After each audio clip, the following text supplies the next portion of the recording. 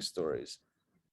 All right, ladies and gentlemen, welcome to Daily Power Parsha, also known as DPP, also known as Peachy Parsha, because today we also have our in-person option of joining and lunching together from Spicy Peach.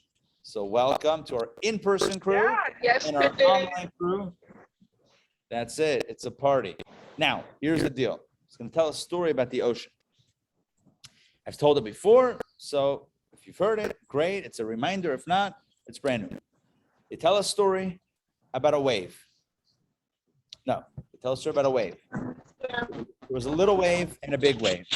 And the little wave was hurtling toward the shore. And the little wave was very apprehensive. Why was the little wave apprehensive? Because the little wave realized that at the end of the journey, there was a rock or rocks, and it would smash, and all the waves are thrown apart and destroyed. The little wave is very nervous. Turns to the big wave next to it and says, "I'm nervous. This is the end. We're going to die." The big wave says, the elder wave says to the young wave, "My little wave, there's nothing to worry about." Why? Because you're not a wave, you're water.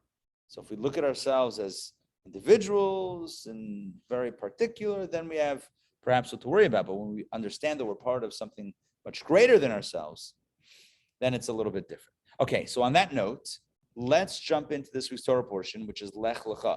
This is one of the most incredible Torah portions in the entire Torah, in my opinion. I'm going to rank it in the top 53. That was a joke. There's only 53. I'm going to rank it at the top, way up there, because this week we learned what it means to be a maverick. What does it mean to be a maverick? Someone who boldly goes where no one has gone before. We're going to learn this story about Abraham and Sarah, the first power couple, the first at least Jewish power couple, aka the dynamic duo, aka our patriarch and matriarch, the ones who founded our monotheistic movement. They were absolute renegades. They were not afraid to challenge the status quo. They were counterculturists, counter-revolutionaries. They were the revolutionaries. They didn't counter the revolution. They were the revolution. We once had Rabbi Tzvi Freeman, as you may know from Chabad.org and some of the books that he's published. So Rabbi Tzvi Freeman once did a Saturday night Cafe Chabad event, which, by the way, at some point coming up, we're going to be doing some Cafe Chabad events. Cafe Chabad, for those that don't know, it's our Saturday night. We got some food, some entertainment, some insight, inspiration, etc. Depends on the specific one. So he spoke about how Judaism, sometimes you can get into a rote in Judaism. It's like, the same prayers, the same mitzvahs, the same holidays. It gets boring. And his point was, amongst many, one of his points was that Judaism is nothing if not a revolution. So it never should get boring and stale. It should never get like status quo. That's like Abraham and Sarah would be not happy with us if we were not carrying that entrepreneur, that revolutionary spirit. We need to recognize that our job is to change the world. Change the world. We don't have Mashiach yet. The task that they started to change the world still ongoing. We still haven't changed the world yet. We still haven't brought Mashiach. So anyway, that's a point. So Lech Lecha is the journey. So let's begin the journey of Abraham and Sarah with this week's Torah portion. As I share my screen, let's jump in. Now I'm gonna balance between the Chumash that we have for the in-person, which is the Gunic edition, and the online. Oh, Mark is here. Let's let Mark in. Okay, there he is. Hopefully he'll figure out to come upstairs. Okay, so we're going to balance the translation that we have here with the Chumash, with the one that we have online. We'll make it work like we do every week. Torah reading for Lech Lecha, Genesis chapter 12, verse number 1. This is huge. I'm trying to really emphasize how big this is. God said to Avram. Oh, I'm sorry, at page 67 in the in-person. Yeah, for the Chumashim, it's page 67. Online, it's you got it. I got you covered online. So God said to Avram, the Lord said to Avram, remember, this is before the name change. He's not Abraham, he's not Avraham, he's just Avram or Abram. So God says, go Go away, go forth. For your own benefit. Rashi explains, right? Go for your own benefit. From your land and your birthplace and your father's house to the land that I will show you. So God says, go, leave everything behind and just start moving. This is the genesis of the Abrahamic movement. Avram and Sarah, of course, mentioning the couple together as a unit. The idea here is that you're going to have to leave behind all your comfort. You're going to have to leave behind your intellectual comfort, your emotional comfort, your practical comfort. On every single level, leave behind what you feel is comfortable in order to achieve what you need to. Hey, Mark, what you need to achieve. Oftentimes, we get stuck. We get stuck in our heads. Our heads tell ourselves we can't do this, we can't do that. Why? Because we haven't done it before. Or emotionally, we get frightened. It's like, oh, I feel scared. Or practically, there's an inertia. There's a status quo inertia that sets in. And what God is telling Avram is leave all of that behind. Be brave, be bold to cut ties with the past, with your birthplace, your father's house, the land, your land, your birthplace, and your father's house. Leave all three dimensions and go where? To the land that I will show you. This is considered to be a major test of Avram. Will you be willing to go to an unknown lands? Right? God doesn't say you're going to the promised land. You're going to an amazing destination. You're going to Disney World. God doesn't say that. God says, I'll let you know when you get there. I'll show you. I'll let you know. It's similar. Well, I don't know. I was going to say it's similar to the Jewish journey after the Exodus, where the Jewish people just follow God into the desert. But the truth is that on some level was easier. On some level. Because they knew where they were going. There had been a promise of the land of Israel, and they were going to that land. So, yeah. Oh, and they were leaving, right? They were leaving horrific circumstances, going to the promised land. So even though they didn't know how they were going to do it, maybe the details of the journey were a little bit, unknown, were definitely unknown, but at least they kind of had a framework. This is, Avram he's doing his thing. He's spreading monotheism. He's teaching people about God on some level. He was already doing it. That's why he was chosen. Yes, yeah. As Don is clarifying, absolutely.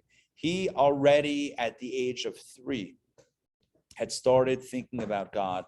It said he saw that people were worshiping the sun, moon, and stars. Well, he saw the sun, but the sun set after a while. So he figured, okay, so it's not the strongest. So the moon, nope, the moon also goes away. The stars, they're only also visible part of the day, part of the night. So he and the wind and the mountains, he did this all, he meditated on everything. And he said, look, no one force of nature is the all-powerful one.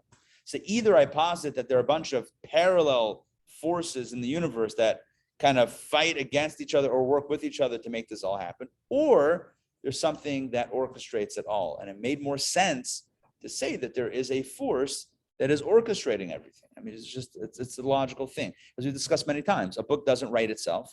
A composition doesn't write itself. I know what you're thinking. Artificial intelligence. Okay, but even then you need something. You need AI. AI is now writing books. They're starting to write compositions. It's a thing. But it's not being written from scratch anyway. It's an algorithm. Oh, it's 67. Oh, is this what it is? Oh, look at this.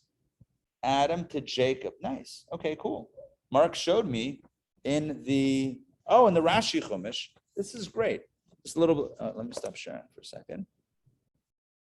Little chronology, little map action from Adam all the way to Jacob. Cool. This is great. What is this? The dispersion. Last week's events, this is really handy, are right here and right there. Boom and boom. Okay, this is what it looks like. It's a little bit hard to see online, but it's really handy dandy. The flood occurs in the year 1656. The dispersion, that was the tower incident, 1996. I remember 96, but not that 1996. It was a good year, 1996, great year, except if you were building a tower and such. Super cool. This is very handy. Abraham was born in 1948, as we've discussed. the past. All right, here you go. That's for you. Okay, so like this. Abraham was already monotheistic.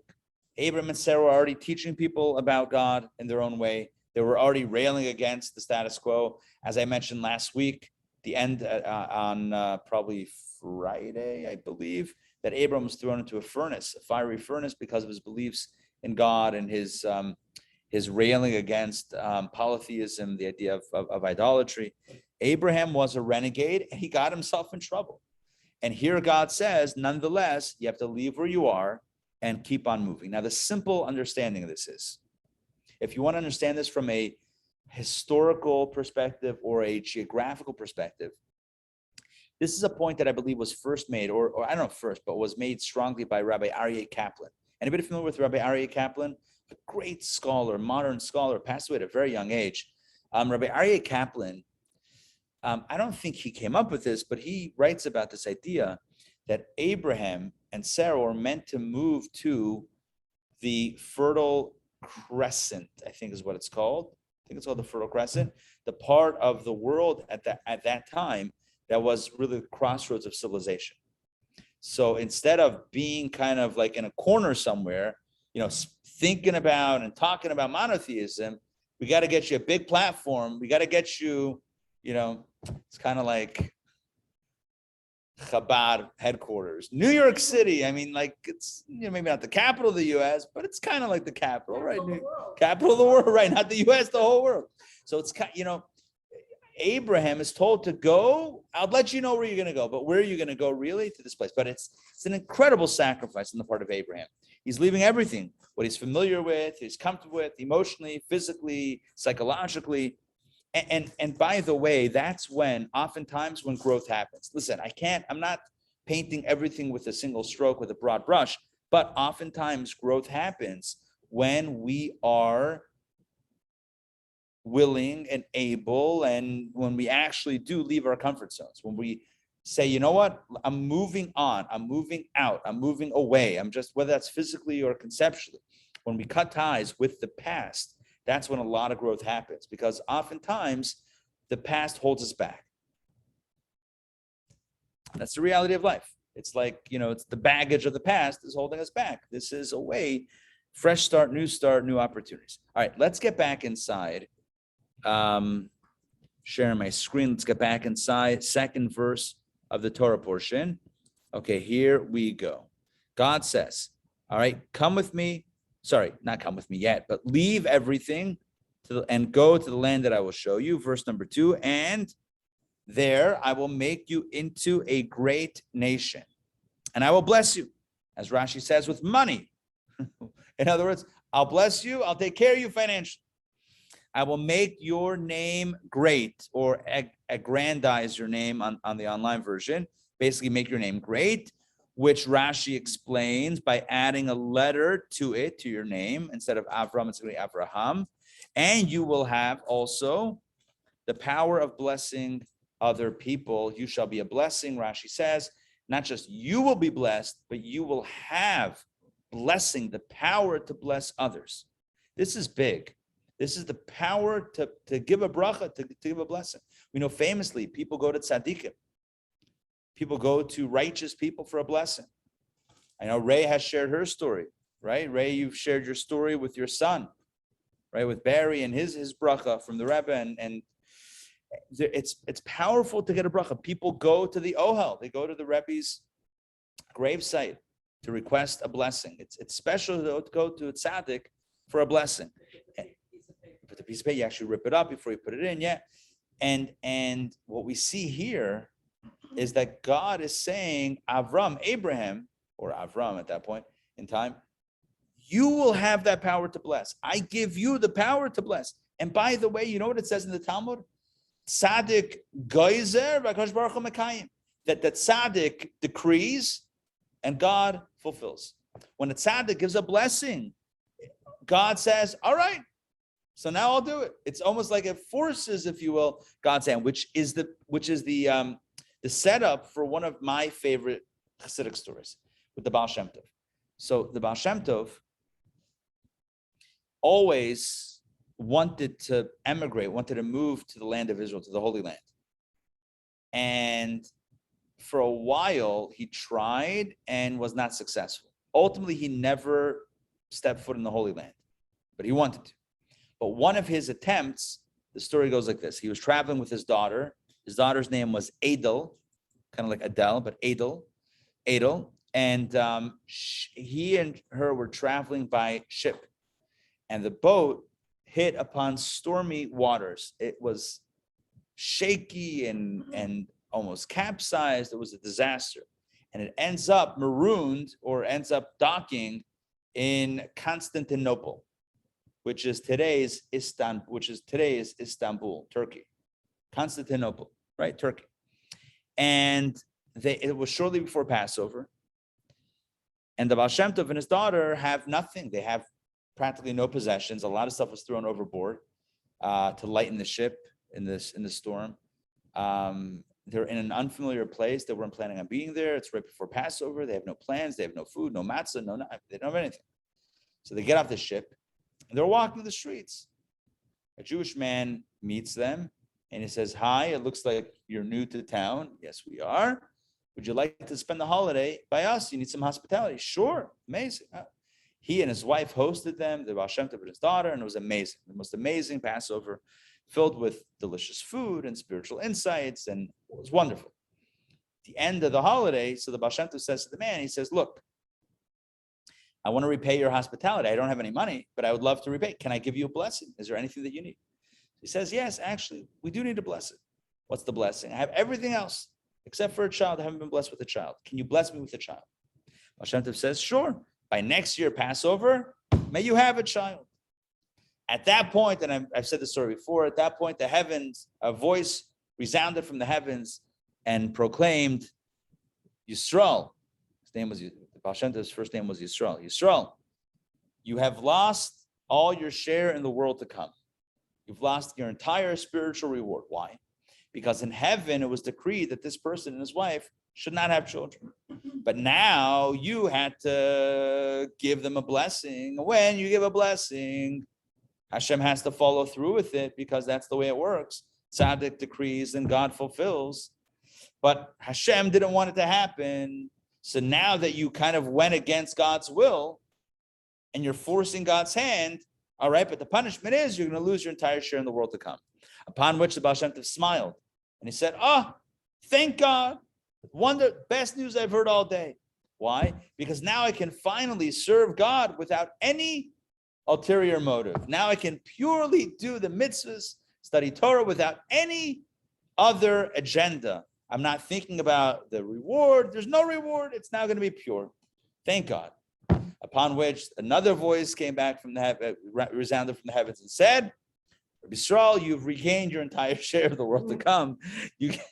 Just so you don't enjoy it too much, this purity of service."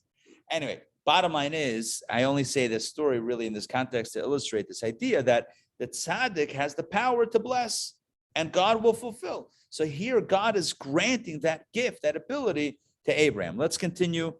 Yeah. Why would Hashem do such a decree that you just mentioned? Oh, I have no idea. That's way outside my that we chalk up to the master plan. Why would God? Yeah, I don't know.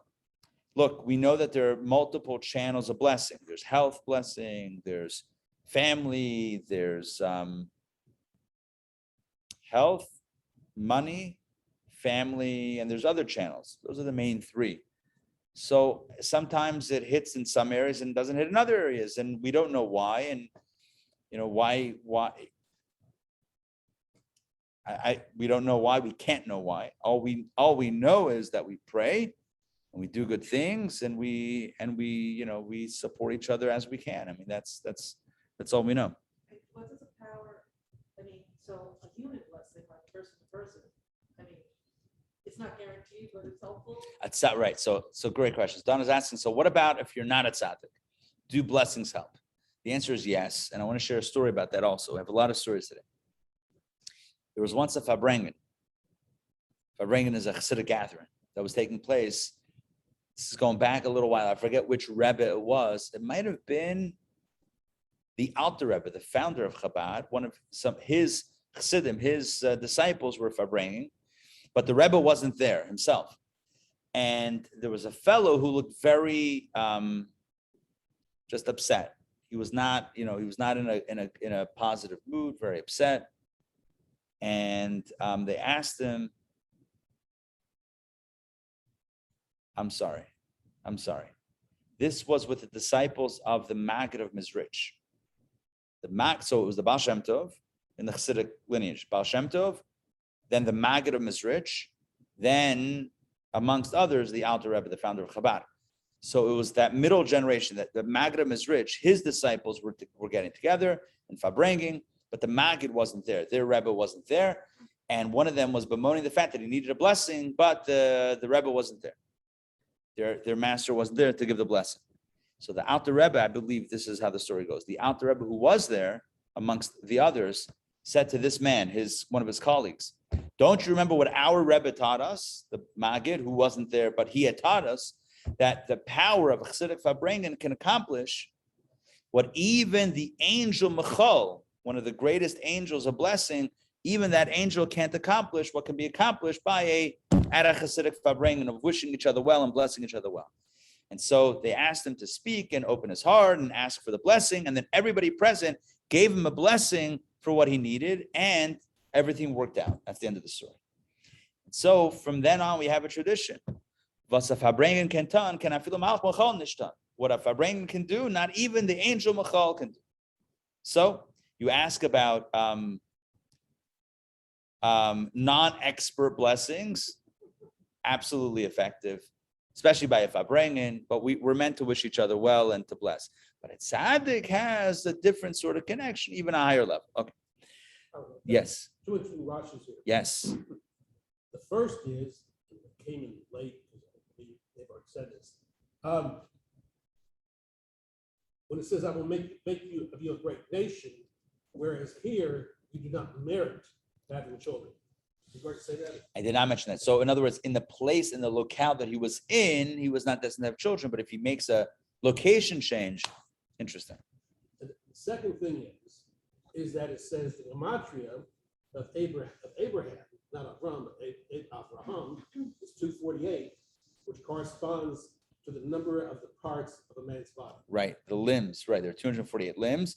Avraham with the extra hay equals 248, which is a good number for physical health and blessings. Good, excellent. Little numerology on your Monday morning over here. Okay, good.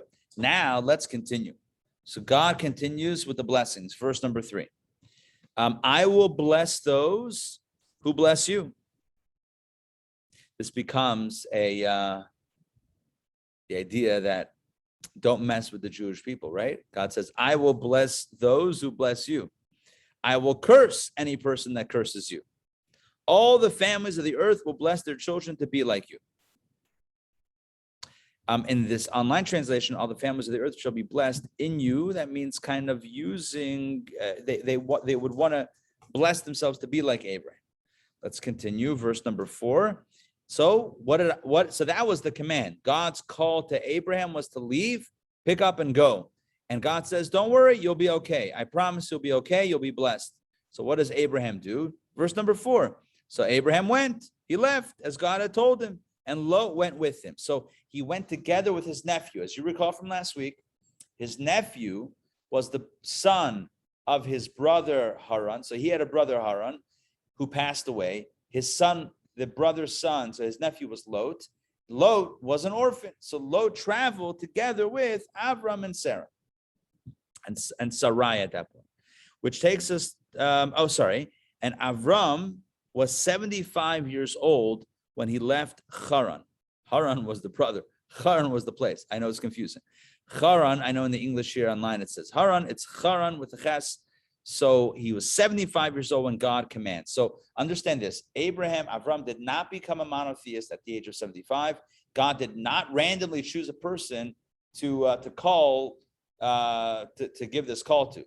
This was somebody who had definitely been involved in monotheism, definitely been active in the field, definitely been plugged into God. was famous for his beliefs, but God says we're gonna ratchet it up a notch. We're gonna take you to Broadway, or at least to the Promised Land. Let's continue with verse number 5. So Avram took Sarai his wife.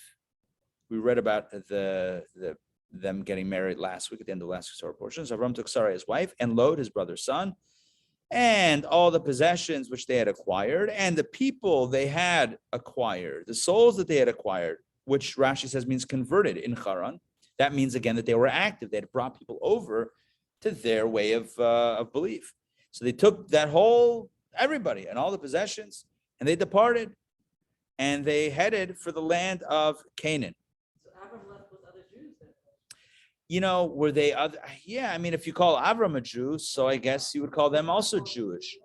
Yeah, we call Avram the first Jew, but it's kind of like an honorary. It's an honorary. I don't think anyone was officially a Jew until Sinai. But what we would call, but what we're going to say, they're not Jewish. With the 12 tribes weren't Jewish. Yeah, I guess they were Jews. Yeah, I guess we call them Jews. Yeah, they had converted. If it says converted, then I guess it's converted to Judaism, whatever that looked like then. Yeah. Let's call them Jews. How big? How many were there? I'm not sure. Are we talking about hundreds, thousands? Seems like a lot. Seems like a lot of people had been on team Avram and Sarai. Okay, let's continue. They arrived and they came to the land of Canaan. They arrived. Verse number 6. So Avram traveled through the land. He passed through the land as far as the area until the place of Shechem. Shechem today is what is called by many Nablus. Shechem. It's a Jewish place, Shechem. So they traveled to Shechem, which is in the plain of Moreh. At that time, the Canaanites were in the process of conquering the land from the descendants of Shem. So understand this, as Rashi clarifies. The Canaanites were then in the land, it says, but they were not indigenous to the land. It was really a Semite land that the Canaanites, remember, hold on, let me just break this down. Noah had 3 sons, Shem, Ham, and Yafet. Yafet is like Italy, and okay, they're like wearing the nice clothing. But if we talk about the other 2 brothers, Shem are the Semites, which includes the Jews and Abraham, and Ham, not the Semites, that includes Canaan, the Canaanites.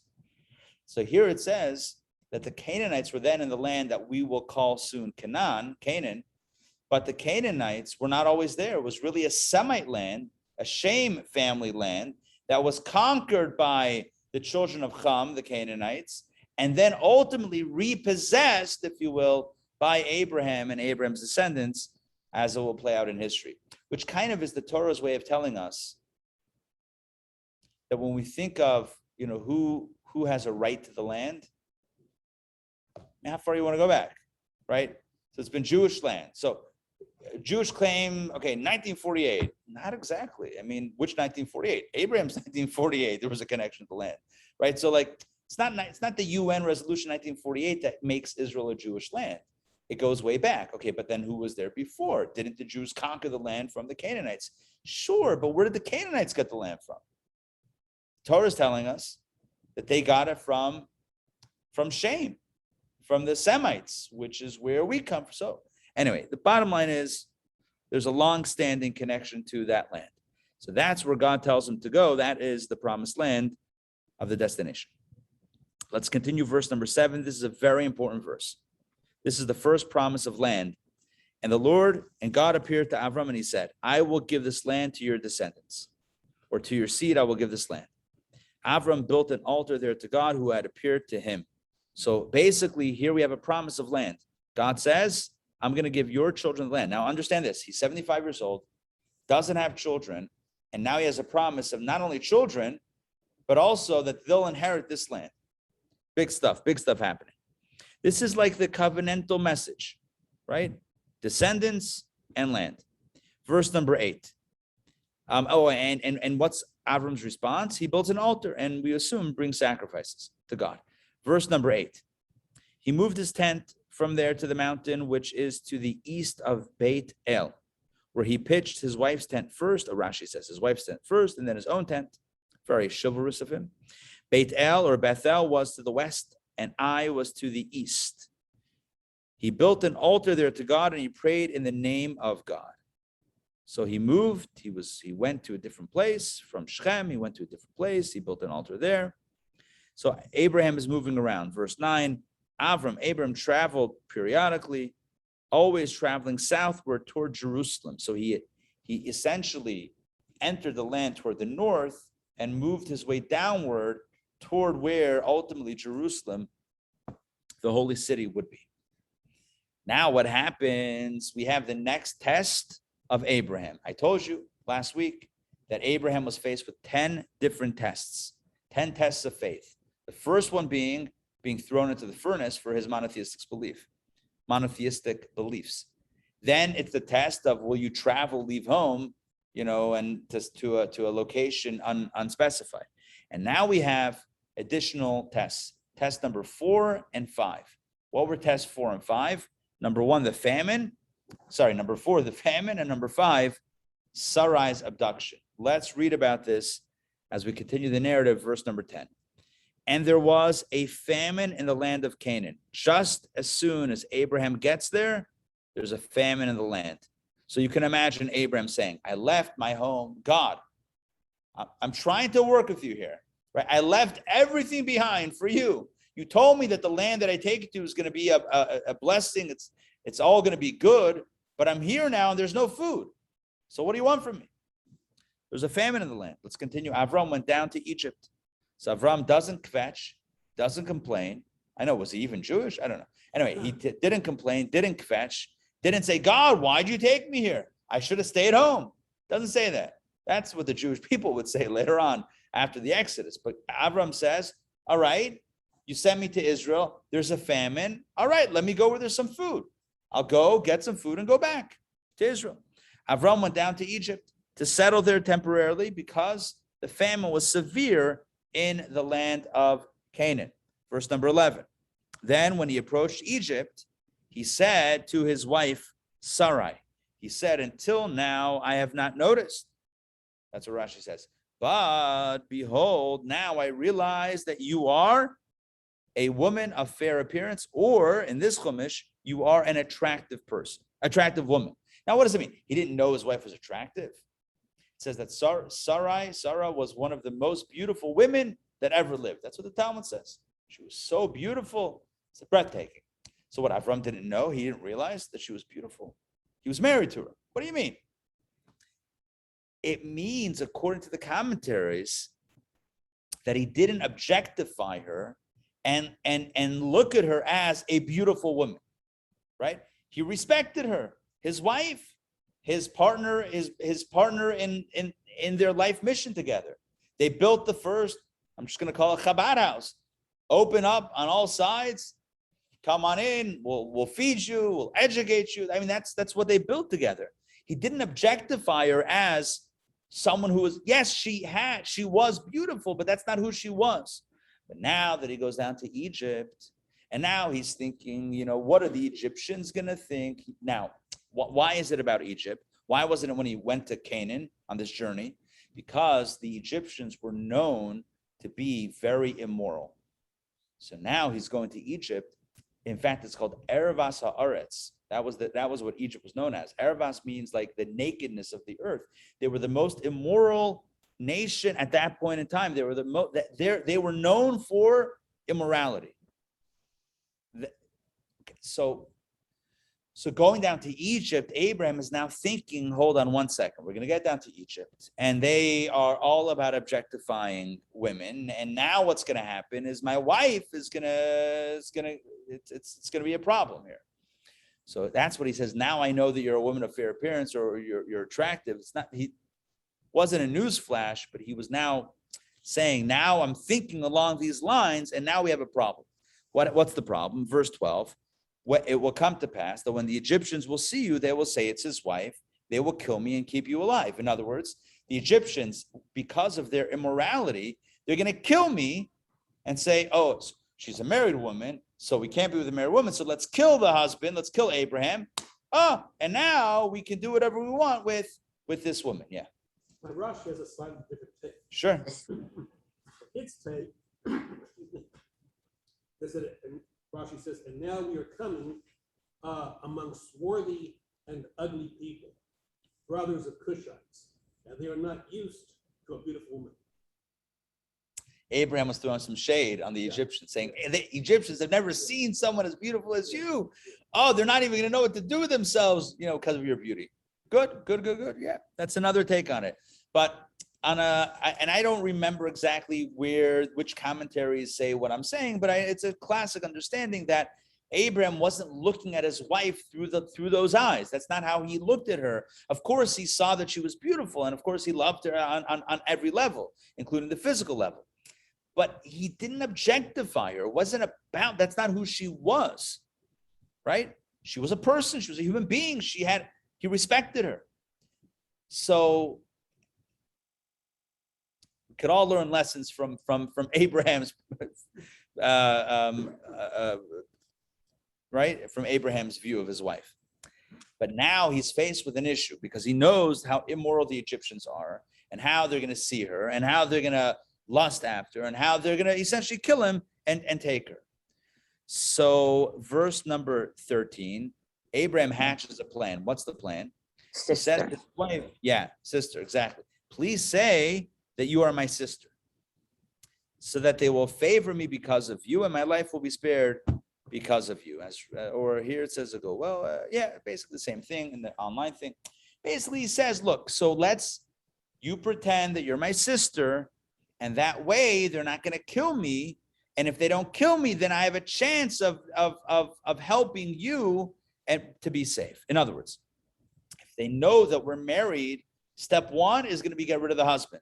And now you're on your own. Now you're really vulnerable.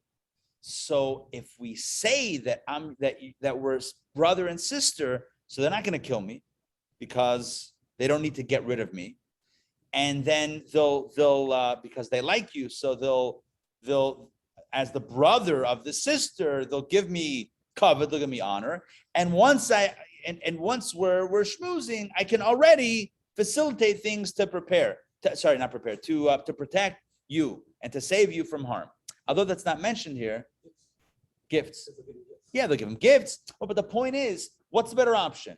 That they kill Abraham, now he's done, and now Sarai is on her own in Egypt. Or that Avram is alive. They like him. They're giving him gifts because he's the brother of this beautiful woman. But meanwhile, he's able to help keep an eye out and help protect her on some level. So this is going to be the better of the two options. I mean, I think it's logical. It's the better of the two options. Let's continue reading number 2 because today is Monday after all. So we're up to the second reading. So this is what happened. Genesis chapter 12, verse number 14. In the Chumash here, it's on page 71. So it so happened, came to pass that when Abram came to Egypt, this is exactly what happened. The Egyptians saw that the lady was very attractive, right? That's the first thing they saw. They didn't see a woman. They didn't see a human being. Nope. So let me start again. They didn't see a human being. They didn't see a woman. What did they see? They saw someone who was attractive. Yeah, that's what they saw. You see what you want to see. Verse 15. So Pharaoh's ministers, the princes, saw her, and they praised her among themselves. Rashi says that she was fit for Pharaoh. In other words, they praised her to Pharaoh. They said, "Oh, look at this! She's beautiful. Have you ever seen someone like?" So what happened? So the woman, was taken to the house of Pharaoh. Verse 16, and indeed, exactly what Abraham predicted happened, and he bestowed gifts. He benefited Abraham because of her, for her sake. So Abraham had flocks, cattle, donkeys, men servants, maid servants, she donkeys, and camels. He got lots of stuff because of his wife. So they're showering him with, because of his wife, / in this, they thought he was a sister. So they're showering him with gifts, right? It's like buttering up the brother. And meanwhile, the fulfillment of God's promise is happening. Remember what God said to Abraham? God says to Abraham, hitch your wagon to me, or your star, whatever it is, to me, follow me, and I'm going to take care of you. Be wealthy, famous, influential, the whole deal, the whole 9 yards. And when Abraham and Sarah first get to Canaan, there's a famine. Now they have to move, or they have to at least go to get some food. And you think it's a detour, downgrade, detour, descent, none of the above. Gifts already, even amidst the descent to Egypt and the potentially dangerous situation, already the fulfillment of God's promise is happening, where Abraham is now becoming very wealthy. Let's continue. Don't worry, God's gonna take care of Sarai as well. She's not gonna be in any harm. Verse number 17. God afflicted or plagued. I love this translation online. Plagued. I guess it's a foreshadowing events that would happen a few hundred years later. God afflicted Pharaoh and his household with a severe disease because of Sarai, Avram's wife. Because Sarai, Avram's wife, told an angel to do so. So basically, that's Rashi. Okay, basically on behalf of Sarai, God brought this plague on Pharaoh and his household. Verse 18. Rashi says he was stricken with the affliction of RASAN, the skin disease, by which relations are difficult for him. Yeah, seems like some sort of disease that would make it impossible for him to even think about doing anything to Sarai. Yeah. He hit him where it counts, basically. I'm just saying, right? God plagued him, not with like, whatever. It wasn't just that. Anyway, good. Let's continue. Verse 18. Pharaoh realizes that, listen, the Egyptians believed in supernatural forces. They believed in higher forces, right? Even the Pharaoh believed in something beyond. So Pharaoh realizes that something's up, because this woman is brought to him, and before anything can even be thought of happening, like he's getting sick, and so he summons Abraham. Pharaoh summoned Avram, and he said, "What have you done to me? Why didn't you tell me that she was your wife?" I guess he realized, like, he shouldn't be with her. They're probably married. So why didn't you tell me this? Why did you say she's my sister, causing me to take her as a wife for myself, or almost taking her as a wife? Look, here's your wife, take her and go. He basically said, dude, you messed me up. What are you doing? How come you didn't tell me the truth? I was almost, I'm thinking about being with her.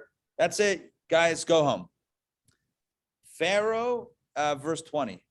Pharaoh gave men orders to protect Avram. They escorted him and his wife and all their possessions. And now, no harm happened. Nothing bad happened. They got food. They got cattle. They got help in the house. They just became extremely wealthy because of this descent to Egypt. The reason why I'm emphasizing this is because one of the most magnificent talks that I've seen of the Rebbe on this Torah portion, Lech Lecha, deals with the following topic: how we can understand how everything that occurs in this week's Torah portion, no matter how bad it looks, is really a blessing. Because the word Lech Lecha means go forth on your journey, which means a journey upward and onward. And yet, every turn in this week's Torah portion, this mishap and that change of plan and that disaster, as we'll see in this week's Torah portion, one after the other. But the Rebbe says that nothing bad is happening, because if you keep on reading, every closed door, every potential mishap actually leads to a breakthrough. So even in that moment where things look a little bit dodgy, it's really intended for blessing, which should open up our eyes, the Rebbe says, to the blessings and how they unfold in our lives. Oftentimes, we look at things and interpret them as negatives, but really, if we're really opening up our eyes, if our eyes are really open, we'll see, no, this wasn't a negative. This was a blessing. Try to realize it. Abraham goes down to Egypt. He gets food, he gets wealth. And what happens to Sarai? Nothing. Zero. She's taken to the palace, hangs out for a little while, and then is sent home with gifts. No harm, no foul. Yeah. What is Be'er Basada? Be'er Basada. It's probably a commentary on Rashi. Because Rashi, just to clarify, Rashi is the most famous biblical commentary, but on Rashi, there are dozens of commentaries to explain what he was explaining. Yeah. Well, I guess in that commentary, it says Abraham was not interested in gifts in order to enrich himself. He knew prophetically that his sojourn in Egypt was precursory to a sojourn of his descendants there. He wished to receive gifts so that his descendants too would not leave Egypt empty-handed. Interesting. So the Be'er Basada, as Mark is saying, says that Abraham was foreshadowing what would occur later on in history in Egypt. Because if you think about it, this episode, it very closely mirrors, well, I mean, it took a little longer, but it mirrors what would happen later on in history with his descendants, where the Jewish people would go down to Egypt, also for food in times of famine, right? They would get stuck there, but then it was real slavery for a few hundred years, but then they would leave with great wealth. So you had some of that. This probably leads, if I'm not mistaken, the Ramban, Nachmanides, to say either this episode or other episodes, maybe even this one. If I had a Makros Gados, I would look it up. I do in the library, but I'm not going to shout out to get it now. He says, Maisa Avos Siman Labanim.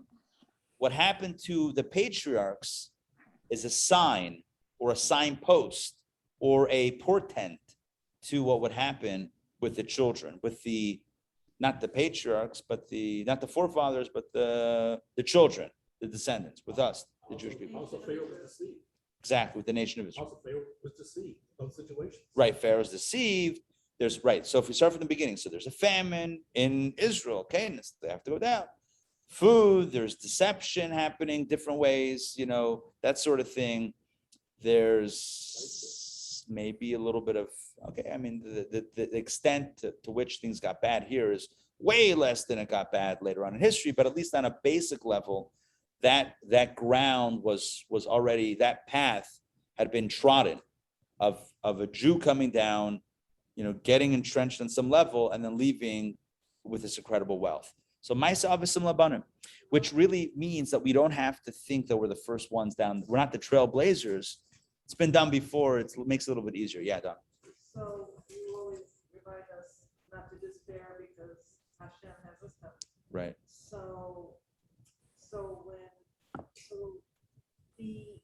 When Abraham was deciding, you can't go as my wife, it was my sister. Right. He wasn't despairing, he was just Making a plan. Yeah. Good. You know what? But let's ask it as a question. Don is pointing out something. Hold on. If somebody really believes in God, then they believe God's going to take care of things. So why doesn't Abraham say, you know what? Sarai, you're my wife. That's it. You're my wife. And God's going to protect. God's going to provide. So I guess I don't have any, additional insight on this, but you asked the question and answered. So I'm just sharing. The answer is probably, most likely, that Abraham realized that along with God's supernatural blessings, God wants us to make a vessel. God wants us to do our part and make it work on a practical level. So what that means is that when there's a famine, we don't say God will provide. We go down to Egypt to get food. And when there's danger, we make a plan. We do we make a plan to make it work to the best of our ability. But we know that our plan is not going to be successful because we're so smart. We know that it's almost like God told us to make a plan, so we're making a plan, but it's only because God wants us to make the vessel. It's kind of like work, right? Does the money come from the work or the money comes from God in the vessel, in the cup that is work? So it's like, which affects the psychology of work. Am I working to create wealth? Or am I working because God told me to work, which is a different experience, because one could become overwhelming or obsessive. I could become a slave to the work when I believe that's the source. Whereas when I understand that God's the source and God just told me to do the work, then it will never get in the way of the spiritual part of it. Because how could it contradict? If God is the one telling me to work, then how could I work in a way that contradicts what God wants? That doesn't make any sense. Because if I'm only doing it for God, then how could I go against God while I'm doing it for God?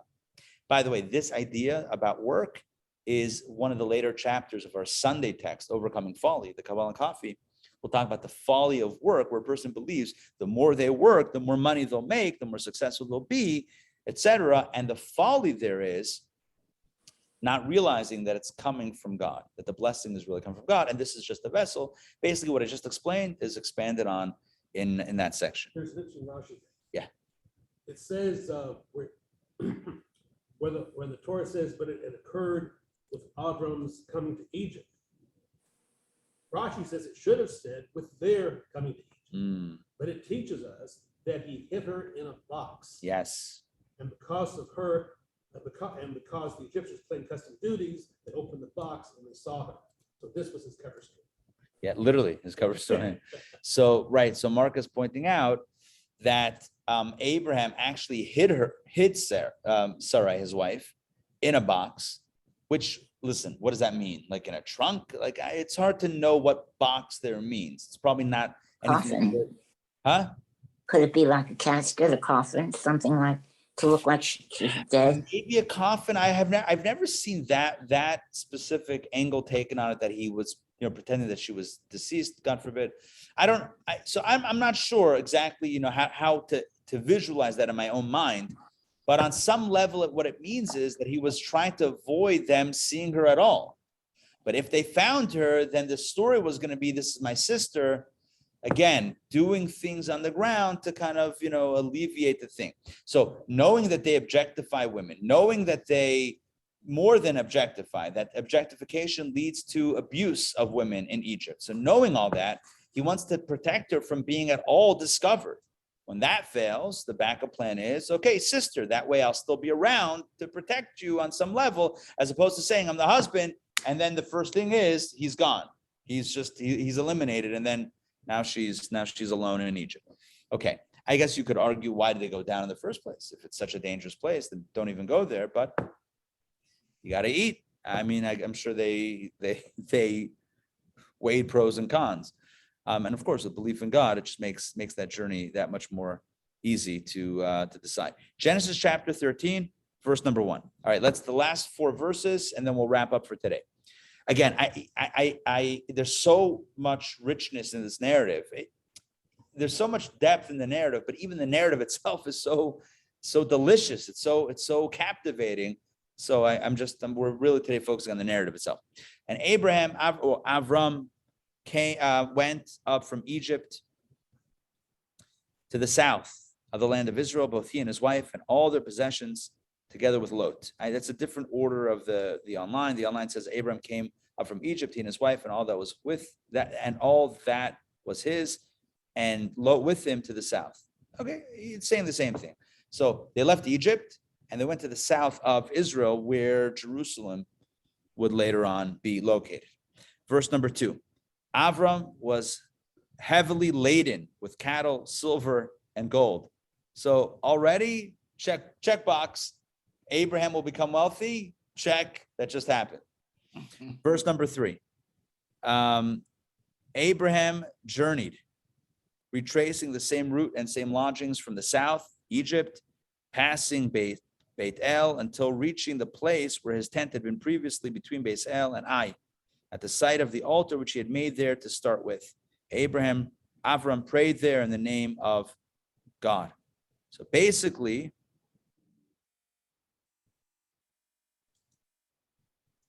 verse 3, he went on his journeys from the south until Bethel, until the place where the tent had been previously, okay, place the altar had been made.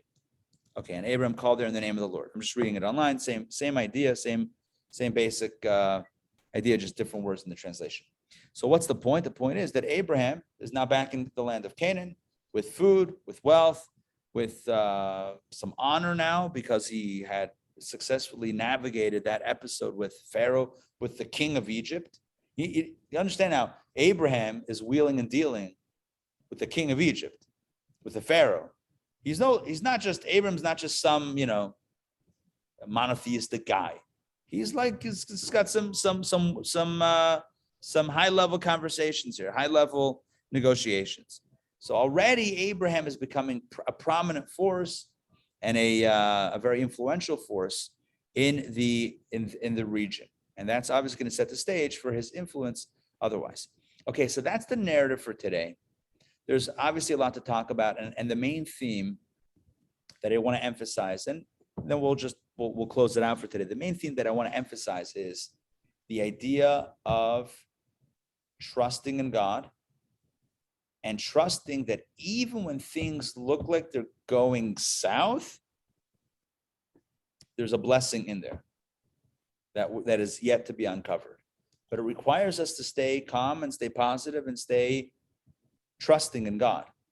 It's like God says, do you trust me, Abraham? Sure. Do you trust me to take you where you don't know where you're going? Yes. It's like that thing where you fall backwards and you trust that someone's going to catch you. God, Abraham says, I trust. God says, okay. Do you trust me when you get there and you won't have any food? Do you still trust me? Yes. Do you trust me when they take your wife? Yes. Okay. This is a lot of trust. And God says, good. You trusted me. These are the results. Everyone's safe. Everyone's happy. And you're exceptionally wealthy and influential and setting the stage for that influence that's going to happen. So the question is in our lives, we translate, like when things go south, when the plans that we thought we had don't work out, do we panic? Or do we summon our trust? We say, you know what? This is all from God. I trust that this is going to work. I trust God. Do we do that? Can we do that? And it's not a question as much as it is a statement and a story that encourages us to live with this in our own lives, to trust God that God will provide. Yeah. Why was up used? In other words, when it says Avram went up from Egypt. Right. Rashi says to go up, to go to the south would really mean, he doesn't say that, but in other words, how would you say go from up? Egypt, right? Go south. Right. It would be up to go north. Right. Up, not go south. Right. That's my question. Yeah. So Mark's question is, and maybe based on Rashi, is it says that Abram went up from Egypt to the south of Israel. Well, that's not necessarily geographically up. That's not north. That's actually south. So the idea here is that anytime we talk about Israel, it's always going up. Wherever you are, like even if you're in, let's say you're in Russia, right? So you still make aliyah to Israel, even though you're going south. It's still called aliyah. It's still called going up, because it's not just on the compass spiritually. Right? Spiritually, it's going up. It's not necessarily on the compass. So yeah, good. So what's the message that I'm, at least personally, I'm carrying from today's conversation? It's the idea of trust in God, especially when things go haywire, because that's almost the sign that there's something special here. Right? There's some door that needs to be opened that you wouldn't have gotten to had you not been derailed, had you not been detoured. You find yourself now in Egypt. Like, I was not planning on being here. That wasn't the script. Why am I here? So we can go kicking and screaming, or we can say, God, I know you have a plan, and I know that there's some magic here. So let me go with it. I have to also use my own brains. I got to use my own, intuition and to the best of my ability to figure out how to navigate the situation. But I don't panic, and I don't question. I don't, what's it called again? I don't protest. Recognize that here's the blessing. Abraham did that. Listen, he's Abraham. So it's a hard comparison, let's be like Abraham, but let's be like Abraham. We're not going to get there 100%, but let's strive at least a little bit. Tomorrow, we're going to read about the very fascinating episode where Abraham and Lot part company from one another, and the war between the 5 kings and the 4 kings. All that is coming up in tomorrow's edition of Daily Power Parsha. All right, any questions or comments? Ray, Sarah. Oh yeah, Sarah. No, I just wanted to say thank you. Yeah. Okay, pleasure. All right, hold on one second. Donna, jump in. So just reading the commentaries, it seemed Rambam had a completely different take, like actually the accusatory of Avram. But my question is, since it seems like Rambam is often right at opposing Yes. to Rashi, so is it that he's also as revered as Rashi because we want to have different opinions? Yeah. So Nachmanides, just to explain your question, Nachmanides, who I mentioned before, he says that Abraham actually didn't act so well. He should have trusted God purely and not made a plan. He should have put his complete trust in God. She's my wife. That's it. And trusted that God would have protected him and her nonetheless. So the question is, so who's right? Or should we say that Rashi is right and Ramban is like second tier? No, 70 facets. 70 facets, as you know, right, Donna? 70 facets. Shivim Panam Torah. Rashi's right, Ramban's right. I know they say completely different things and they disagree with each other, but on some level, each one has a truth. Torah is like the diamond or like the gem that every time you turn it, you see a different refraction of light. So based on their own individuality, Rashi and Ramban, and what they bring to the biblical commentary table, you have another angle that's brought out. And sometimes the message that we need to live with is we have to make a plan. And sometimes it's surrender and trust completely. And sometimes we don't make a plan. How do you know when to do this, when to Rashi and when to Ramban? Consult a good friend or a mentor or something like that. It's not easy. So, but each one is right. No, as far as though where they rank as scholarship wise, they pretty much rank. They're from the same era. They're both considered Rishonim, which means early commentaries. They're both well respected, and they disagree. The commentators of that era were often disagreeing. They would cite each other and say, "I look at it differently," always respectfully. But definitely, there's. So it's like a formal debate, right? You know. Yeah, but it wasn't done in the context. It wasn't like there's a debate, but it wasn't like they targeted each other directly. It was kind of each one wrote their commentary and they referenced each other on occasion, not always. They referenced each other. But Ramban, amongst others, references. Rashi doesn't usually reference anybody. Because Rashi is so succinct in his commentary. The brevity is so incredible. Rashi encodes in just like a few words what other commentators would need to write like paragraphs about. You see some commentators, paragraph. Rashi writes it in a line or two, which is why you have so many commentators on Rashi to open up, to expand on what he was writing and what his intention was. And then you have different opinions as to what Rashi even meant. But that was Rashi. It says Rashi started off with a longer commentary.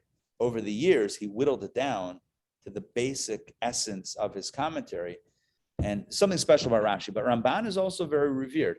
Ramban also includes some Kabbalah in his commentary. Not always, but he includes spiritual thought as well. Rashi typically deals with more of a straightforward approach.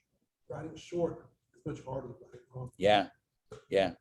As Mark is saying, when it comes to writing, to write it with less words, to write it short is much harder than write it long. I remember when I used to write for Rabbi Simon Jacobson. I was working for him on some weekly publication that would share essays on the Rebbe's insights into the Parsha. And I remember one of his points of guidance was, I forget the exact quote, the exact line, but it was basically cut it, if you could say it in one word, don't use two words for it. Something like along those lines. Or one sentence, don't say it in three sentences. Keep it short. Anyway, good. Ray, it's good to see you. Sarah, it's good to see you. Olia, it's good to see you. And of course, everybody who's joining online eventually. And those who are here in person, Mark and Donna. It's great to study together. We'll see y'all tomorrow. Thank you, Rabbi. Have a good day. Thank you. Pleasure. Have a great day. Thank you. See you guys soon.